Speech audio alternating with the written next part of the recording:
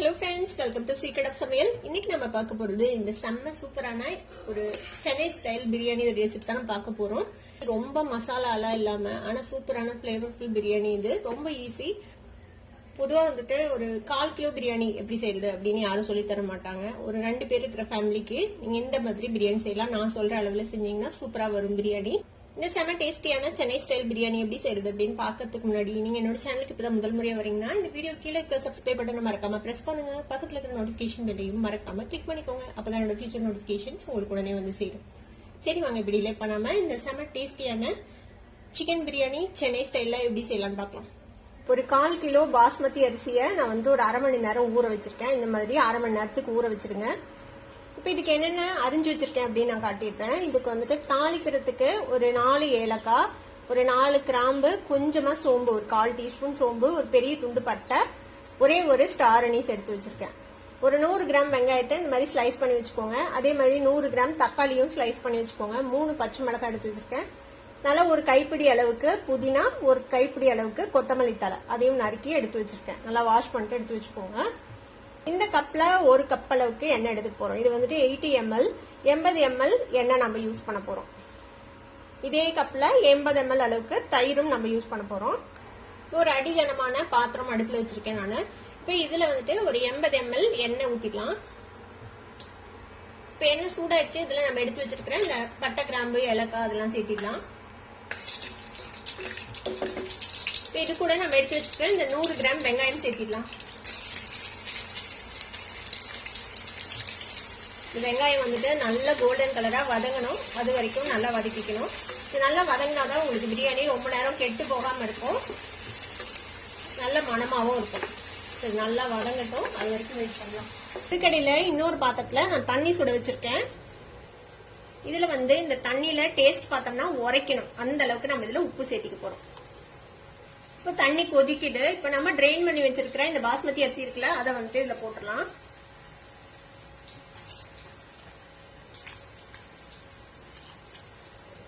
இப்ப இது வந்துட்டு நல்ல ஒரு கொதி வந்து ஒரு 2 நிமிஷம் கொதிச்சா போதும். அதுக்கப்புறம் நம்ம இதை வடிகட்டிடணும். இப்ப இந்த தண்ணியை டேஸ்ட் பாருங்க, உப்பு எப்படி இருக்குது அப்படின்னு சொல்லிட்டு. இதுல உப்பு வந்துட்டு நல்லா சுல்லுன்னு இருக்கணும். கொஞ்சம் பத்தல, இன்னும் கொஞ்சம் போட்டுக்கலாம். இவ்வளவு உப்பு போடுறமே, அரிசி உப்பு உரைக்காதான்னு நினைக்காதீங்க. நம்ம இந்த தண்ணியை வடிச்சிட போறோம். ரொம்ப நேரமும் நம்ம வேக வைக்க போறது இல்ல. இந்த அரிசியை ஹாஃப் குக் பண்ணணும் அந்த மாதிரிலாம் ஒரு அவசியம் இல்ல. ஜஸ்ட் ஒரு 2 நிமிஷம் தான் இந்த தண்ணியில நம்ம வேக வைக்க போறோம். அதனால அந்த உப்பு அவ்வளவா அதுல அப்சர்வ் ஆகாது. இப்ப உப்பு வந்துட்டு நல்லாவே உரைக்குது இந்த தண்ணியில. இப்ப இது வந்துட்டு ஒரு 2 நிமிஷம் மட்டும் இது வேகட்டும். பாருங்க, இப்ப நல்லா கொதிக்குது இல்ல. இப்ப 1 நிமிஷம் நம்மளோட அரிசி வெந்திருக்குது. இப்ப நம்ம இதை வந்துட்டு வடிகட்டிட போறோம். இந்த தண்ணியை வடிச்சு அந்த தண்ணியை வச்சுக்கோங்க. நம்ம வெயிட்டுக்கு யூஸ் பண்ணிக்கலாம். அந்த தண்ணியை அடுப்பு ஆஃப் பண்ணிட்டேன் நானு. இப்ப இதை ட்ரெயின் பண்ணிடலாம். பாருங்க, இந்த வெங்காயம் வந்துட்டு நல்லா கோல்டன் கலர் ஆயிடுச்சு. இந்த அளவுக்கு நல்லா வதங்கிடணும் வெங்காயம். இது கூட நம்ம வெட்டி வச்சிருக்கிற இந்த கொத்தமல்லி, புதினா அதையும் சேர்த்துக்கலாம்.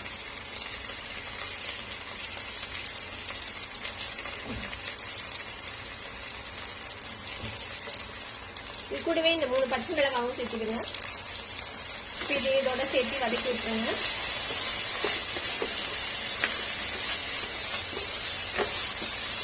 இப்போ நம்மளோட புதினாவும் கொத்தமல்லியும் போட்டு ஒரு நிமிஷம் நம்ம நல்லா வதக்கி விட்டுருக்கோம். இந்த பச்சை மிளகாய் எல்லாம் சேர்த்து இப்ப இந்த எண்ணெயிலேயே நம்ம வந்து மிளகாப்பொடி போடணும். இது வந்து 1 டீஸ்பூன் மிளகாத்தூள்.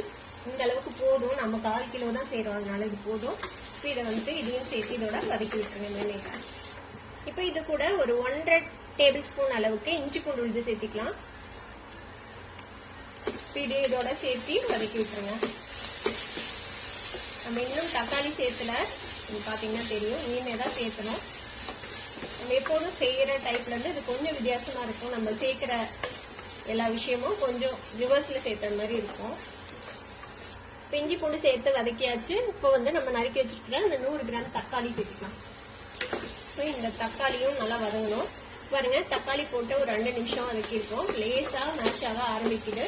இப்போ இந்த ஸ்டேஜ்ல நம்ம எவ்வளவு எண்ணெய் விட்டோமோ அதே அளவுக்கு தயிர், புளிப்பில்லாத தயிர், இது 80 ml தயிர், அதையும் சேர்த்துக்கலாங்க. தயிரையும் இதோட சேர்த்து நல்லா மிக்ஸ் பண்ணி விடலாம்.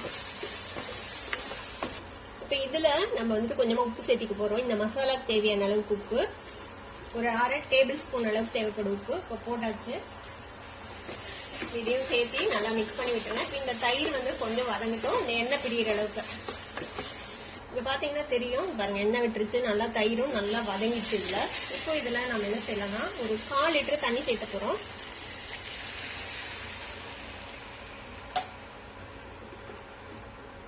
நல்லா மிக்ஸ் பண்ணி விடுங்க. இன்னும் கொஞ்சம் தண்ணி சேர்த்து தேவை இருக்கும். இப்போதைக்கு நம்ம 1/4 லிட்டர் தண்ணி சேர்த்திருக்கோம் இதுல. இப்போ ஃப்ளேம் அதிகப்படுத்தி வச்சு நம்ம மூடி ஒரு 7 நிமிஷம் நல்லா கொதிக்க விட போறோம். இப்போ ஹை ஃப்ளேம்ல ஒரு 7 நிமிஷம் வெந்திருக்கு. நம்ம ஓபன் பண்ணி பார்க்கலாம்.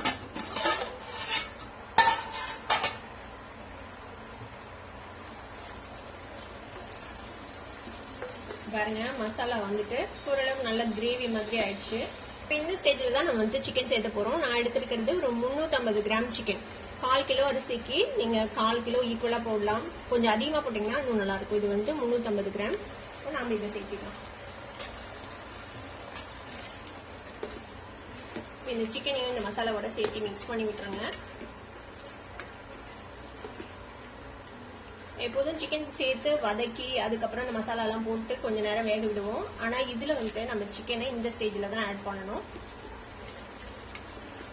சிக்கன் ரொம்ப நேரம் குக் ஆகணும்னு அவசியம் இல்லை. ஜஸ்ட் ஒரு 2 நிமிஷம் இந்த மசாலால வெந்துச்சுன்னா போதும்.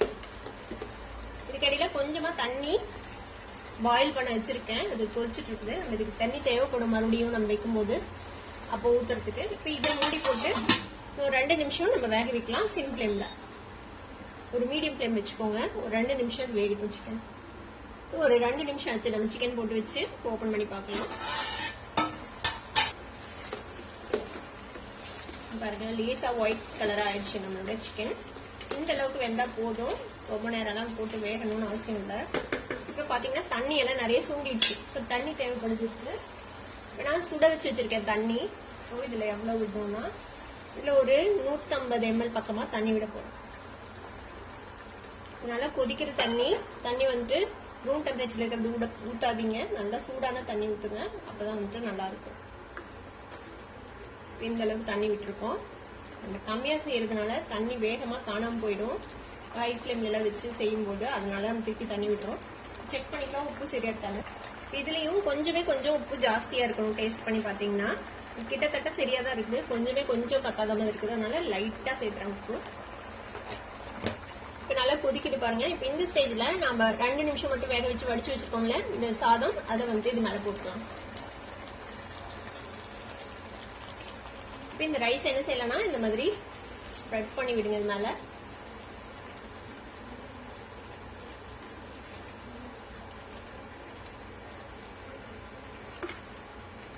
ரொம்ப போட்டு கீழே வரைக்கும் தள்ளாம இந்த மாதிரி லைட்டா இது பண்ணி விடுங்க.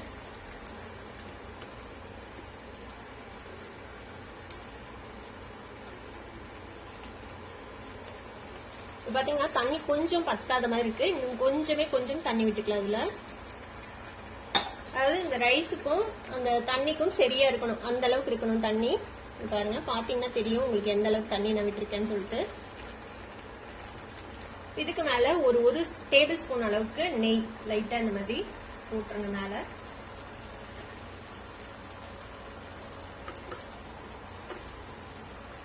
இப்ப இதை மூடி போட்டு நம்ம மூடிடலாம்.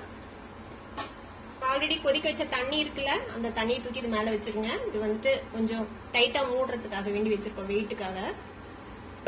ஒரு நிமிஷம் மட்டும் ஹை ஃப்ளேம்ல இது இருக்கட்டும். அதுக்கப்புறம் நம்ம நல்லா சிம் பண்ணி இதை வந்து ஒரு 20 நிமிஷம் நம்ம தம்ல விட போறோம். இதுல வந்து நம்ம கீழே இந்த இரும்பு தவா அதெல்லாம் எதுவும் வைக்கணும்னு அவசியம் இல்லை. இதே மெத்தட்ல பண்ணீங்கன்னா கீழே எல்லாம் பிடிக்காது, நல்லா நீட்டா வரும் பிரியாணி.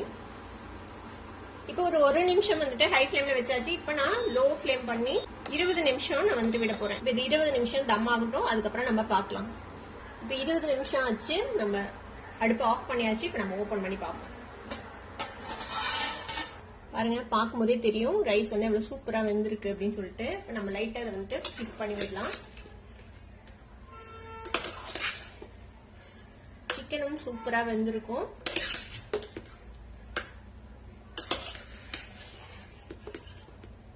பாருங்க எவ்வளவு உதிரியா சூப்பரா இருக்குது நம்மளோட பிரியாணி.